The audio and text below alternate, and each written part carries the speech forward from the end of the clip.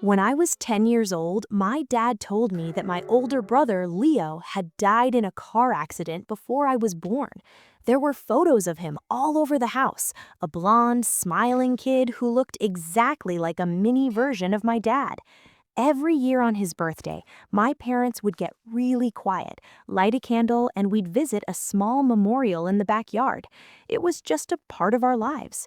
Fast forward to my sophomore year of college, I was taking a criminal justice class, and we were looking at old cold cases from our home state just for practice. I was scrolling through a database of missing persons from the late 90s when I saw a face that stopped my heart. It was Leo, but the website didn't say he was dead. It said he was missing, presumed abducted. I went home that weekend and waited until my parents were out for dinner.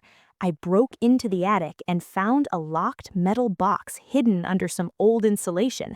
I pried it open, expecting to find death certificates or funeral programs. Instead, I found a stack of legal documents and a passport. The passport was for a man I didn't recognize, but the woman in the photo next to him was my mother. Only her name wasn't my mother's name.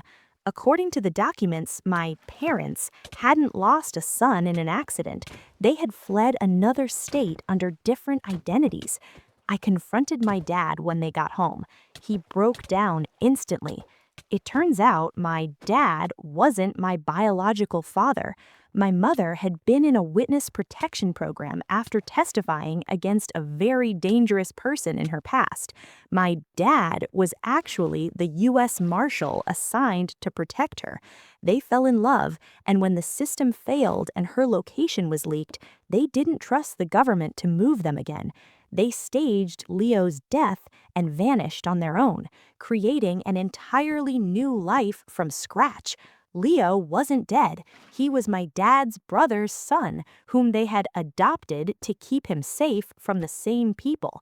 The memorial in the backyard was actually a burial spot for their old IDs and the lives they had to kill off to keep us safe.